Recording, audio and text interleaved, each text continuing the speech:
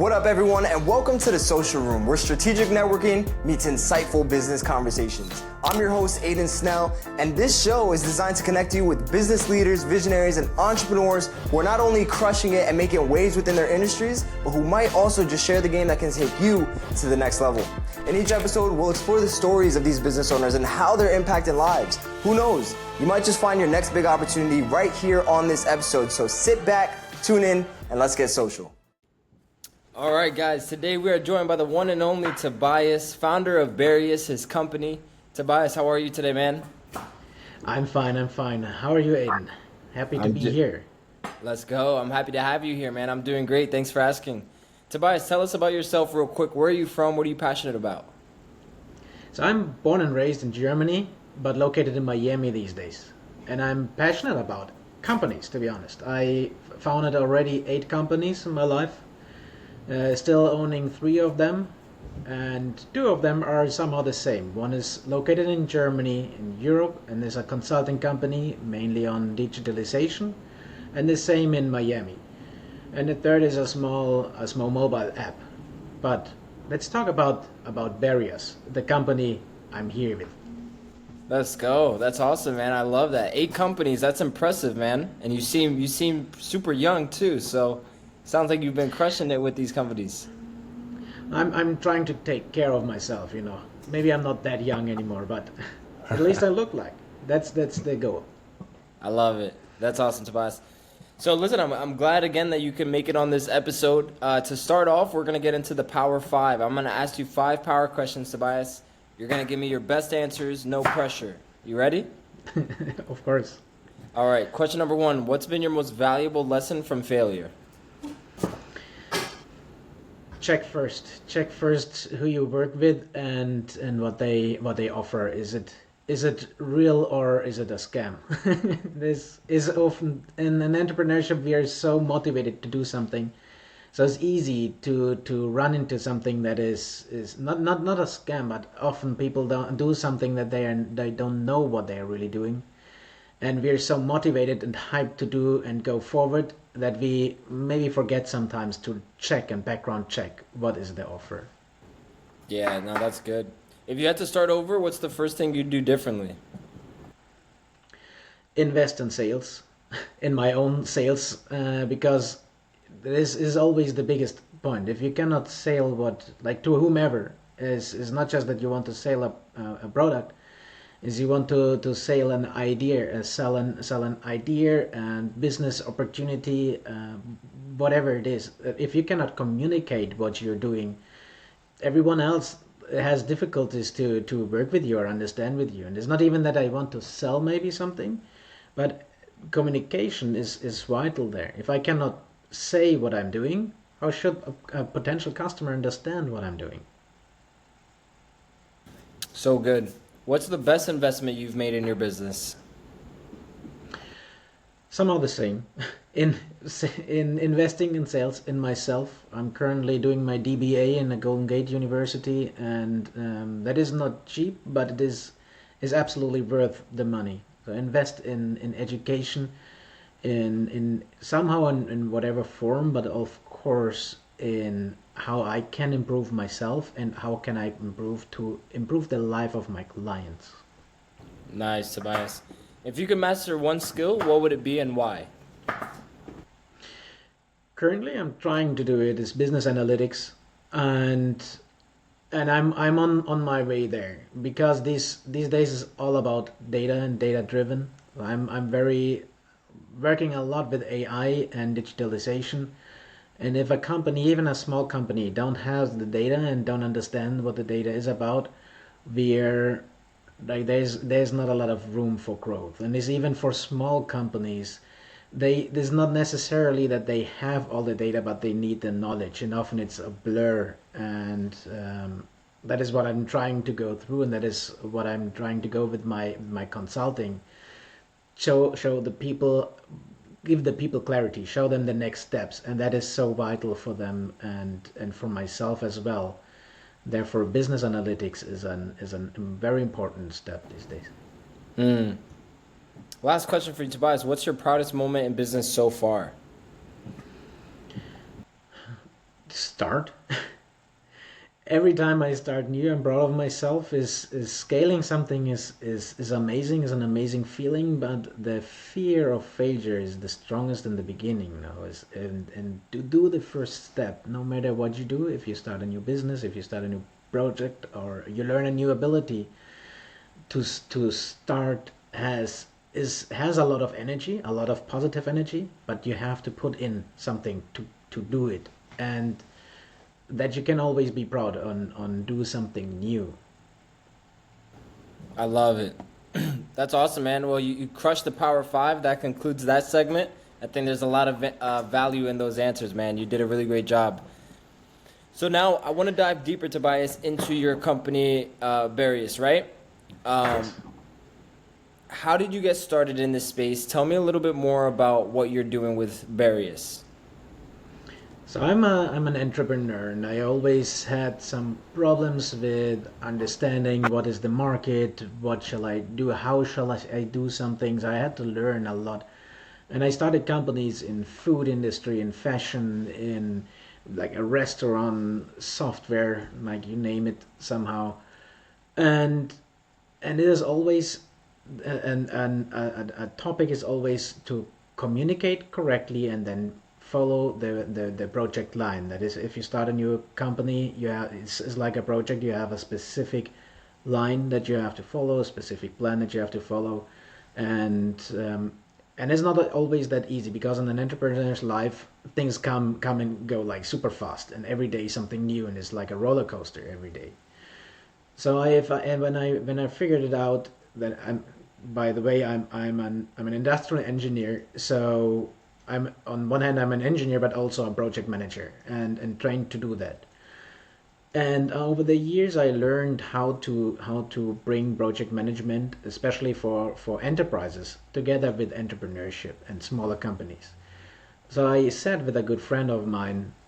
He was working for a big automotive producer in Munich. And we said, why not start a new consulting company that helps small and big companies with our knowledge, of course, but also in a new way. So what I made is I came with that idea about Ubuntu, and Ubuntu is an operating system in Linux, but is also a philosophy from South Africa.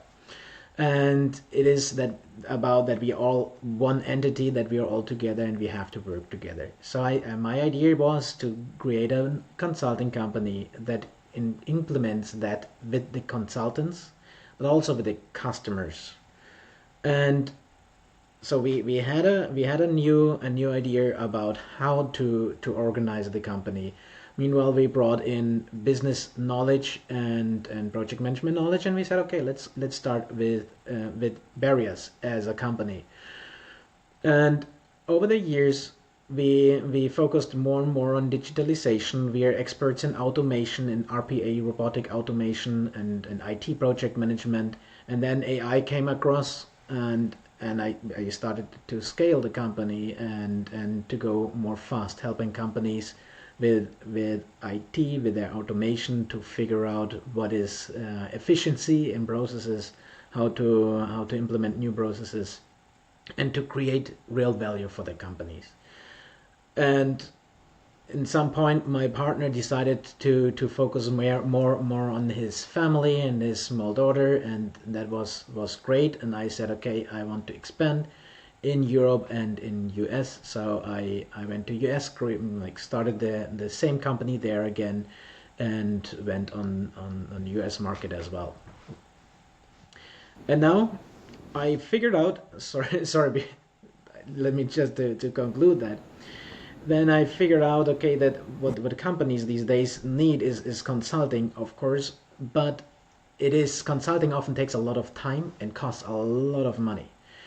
So especially for smaller companies, you're struggling with asking a consultant or an expert on an advice easily, because it's so expensive. If you ask a lawyer in Miami for just give you one answer, you have to pay $1,000 already.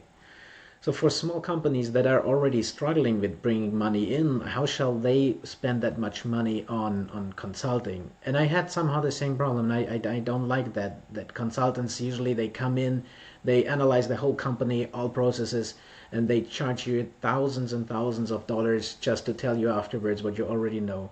And the value is there, but it's not worth that money. So I said, okay, I need something new, and I invented adaptive micro consulting, something where you have one problem. Like, I'm not analyzing your whole company. You have one problem and you give me an answer with a survey. Like, first, what is your problem? What is your company about?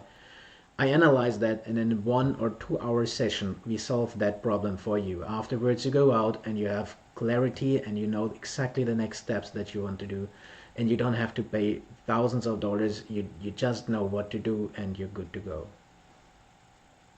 Wow, that's awesome, Tobias. I'm sure a lot of people can benefit from what it is you have to offer, and that's so awesome. You know, your journey, how you got into the space, and where you're at now with it. That's awesome. So tell me more specifically about the people that you're helping, the audience that you're serving. Is it anybody who's, a small business owner, a big business owner? Is it anybody who's in the business space and the entrepreneur space, or, is it more niche down? So it is somehow every small business owner and an entrepreneur, because I have a lot of information in various industries, and then my team brings in more information as well and more knowledge.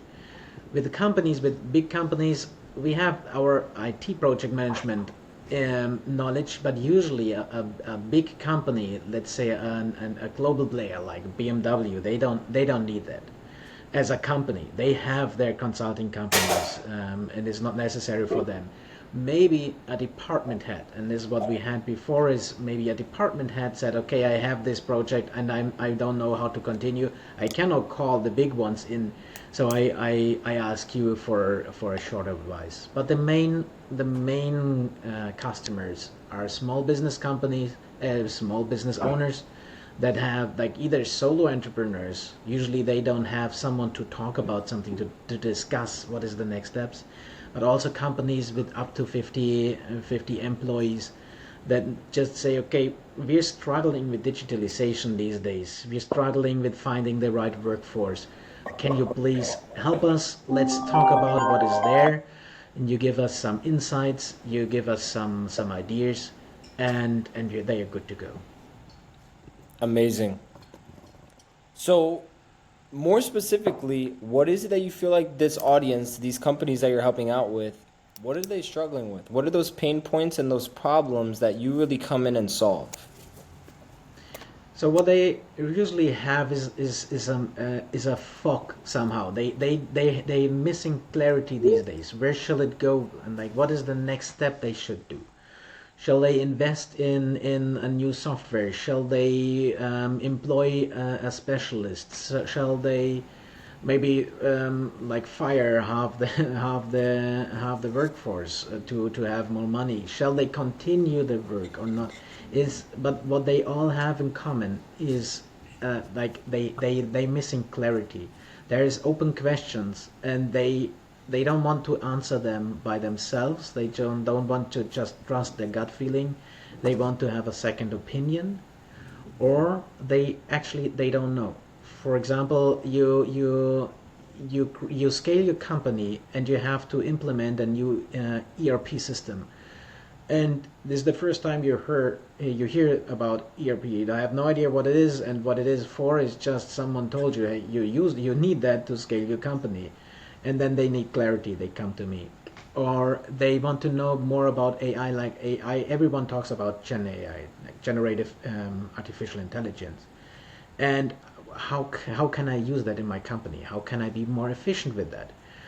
And they come to me, and we figure out how to implement that, and not just that, but also how to make the employees use it in the best way.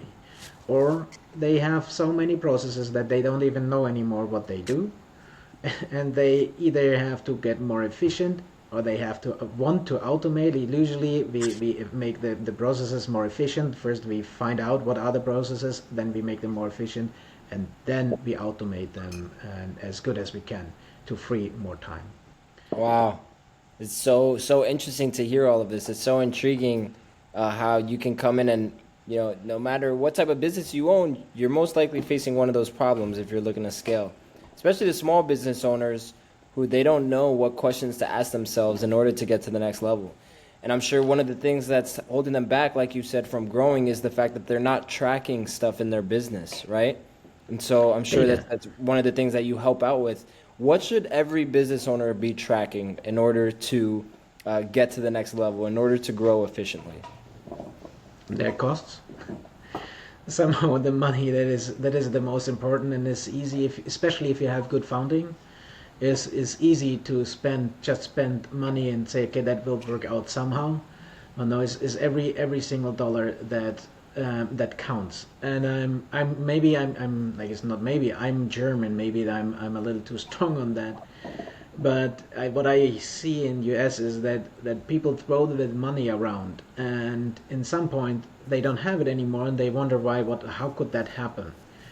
And this is somehow money is nothing like mystical, and things are something that you cannot figure out. Is just keep track on the money, understand where is it coming from and where is it going, and that's it.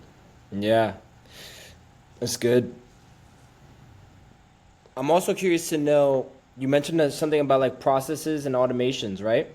What do you think that a lot of business owners that whether small or big, what do you feel like is the one thing that's holding them back in their processes, in their automations, that's really holding them back from growing, and how can they fix that issue? Like on one hand is time, but they don't invest time because they missing clarity and understand what really happens.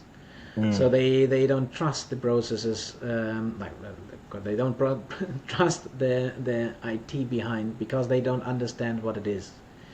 So they don't have find the time to invest to get on the market, or get better and improve their processes. And for example, a lot of lawyers, they have a lot of repetitive tasks. For example, they get information from court every single day. Usually what they have is someone who is checking the incoming emails, checking for the information coming from court, and then they have to file that in the client's folder.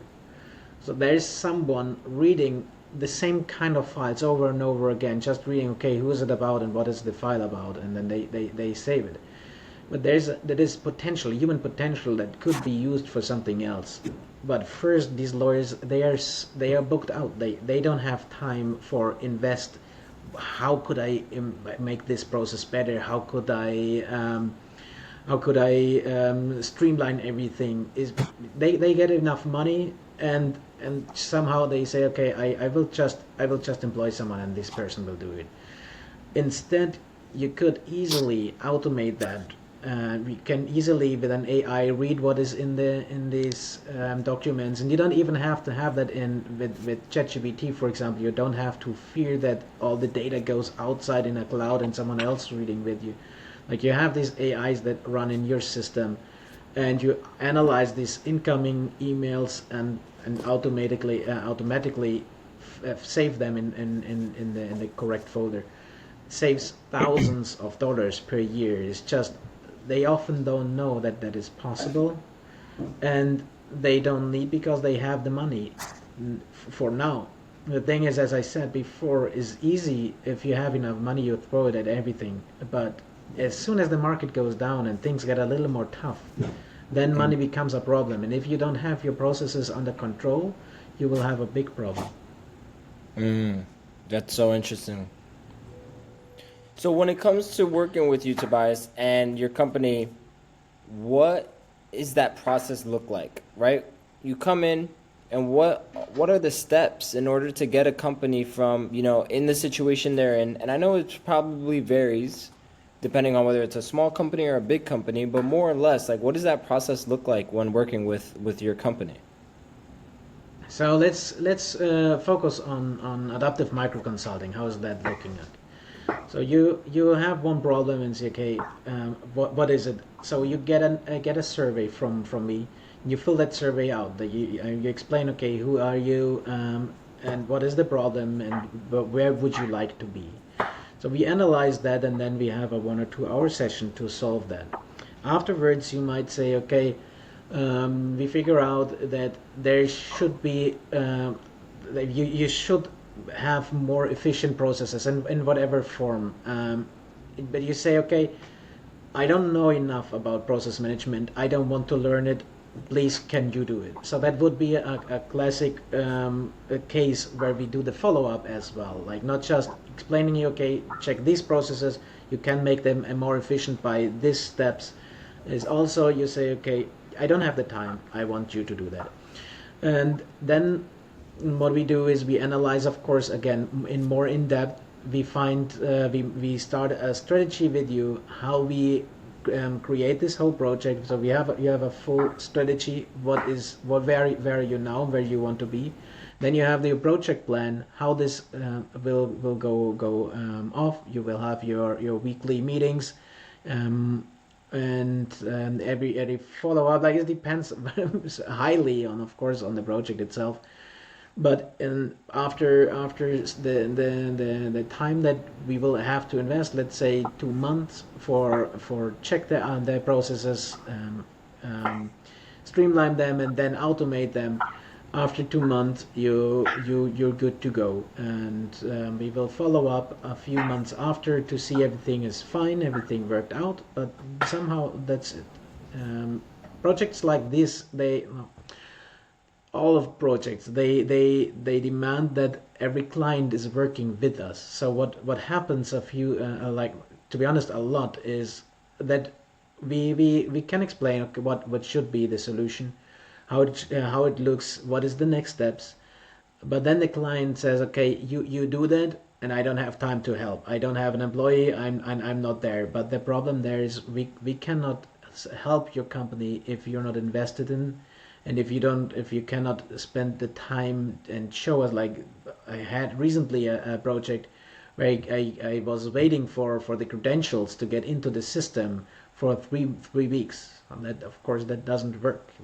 And there's some things that we try to solve up front now, and that we may clarify up front, and in 90% of the cases works out pretty well.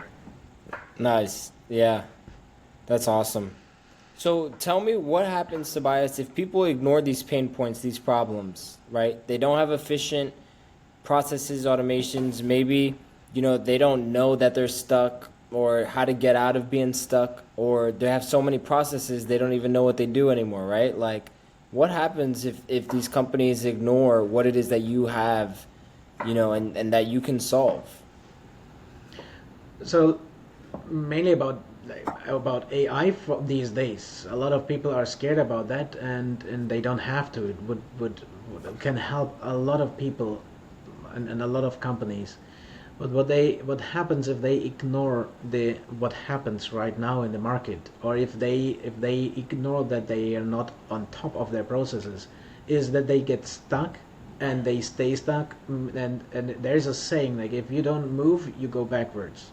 Why? Because the competition and the whole market moves forwards constantly, maybe sometimes faster, sometimes more slow. But if you stop and you don't move anymore, you get far behind the market, and then it gets more and more cost intensive to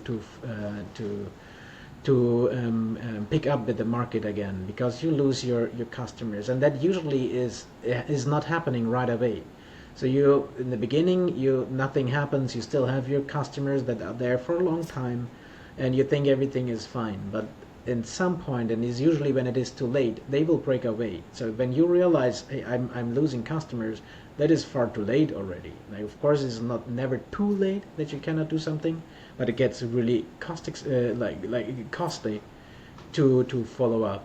And what happens if you don't do that? You will lose the market. Other companies will be more efficient, more successful than you. They provide more value to the customers, and you just lose your customers, and that's it. And we don't want that to happen. No, that Can you is tell us? all the value.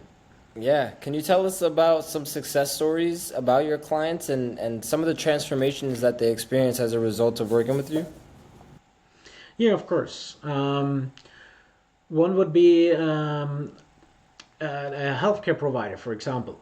So the owner of the company called me for automation, like robotic process automation. He heard about that and he said, "Hey, I have my processes here, but I cannot find enough people to help me."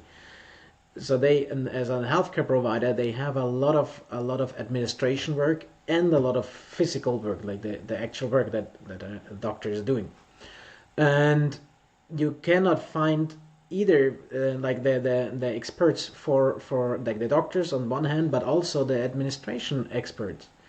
And what we did is we checked the processes of this company and saw there's a lot of repetitive tasks that they do every day. Even there's different machines for analyzing, for example, blood samples. They produce data, and then this data has to be in another system where you, as the doctor, can open the client file and see all the results. There's a person who tracks the results from the analysis and copies them into the client's folder and the patient's folder. So things like that are 100% unnecessary. So if you're using a system that is like two different systems and not one, and you have to copy information from one to the another system, that should be automated. There's a person who spends their lifetime for nonsense, to be honest. So we automated every single of these processes that were inefficient and someone had to just copy paste, and even when it goes all the way to make an appointment. Right now you know that most of the times you can make an appointment online, right? And you get a notification. Wasn't always like that. And there's still a lot of companies that they don't have that, even though there is no reason for it, because they lose a lot of traction by that. And we were able to free the time of this administration experts by more than 70%. So suddenly they were able to focus on something else, and what they were focusing on is it was in Germany, is to optimize their cost structure, and especially with the healthcare insurance. And not just that they had more time and they were more happy, also they made more money afterwards because they finally focused on what really brings value for them. So that was an example that they really had a great value in that way. Wow, that's incredible, Tobias. I'm sure they love you for that, right? That's a big issue that you solved for them. Well, that's amazing, man. How can people work with you? Where can they find you? So they can find me on the website www.barius.com, and they can also follow me on Instagram with barius.official, or they get in contact with LinkedIn with Tobias Hess, or with Barius. There's so various ways to get in contact. Amazing, Tobias. Any last words for the audience? Don't wait. Don't wait, especially in these times. Do take your decisions. Take the next steps to check whatever is there. But like, don't hesitate. Don't wait. These times are too fast to just wait and see what is happening. So good. Well, thank you so much for joining us on this episode, man. It's been a valuable one to remember for sure, and it's been an honor and a pleasure having you on. Thank you so much, Aiden, for having me. It was a pleasure for me. I hope to talk to you soon. And that is a wrap on this episode of The Social Room. I hope you found some great insights and maybe even some potential opportunities and ideas. Remember, the connections you make today could be the game changers of tomorrow. If you're interested in continuing the conversation or exploring potential partnerships, don't hesitate to reach out. Don't forget to subscribe, leave a review, and share this with a friend who needs to hear it. Stay tuned until next time.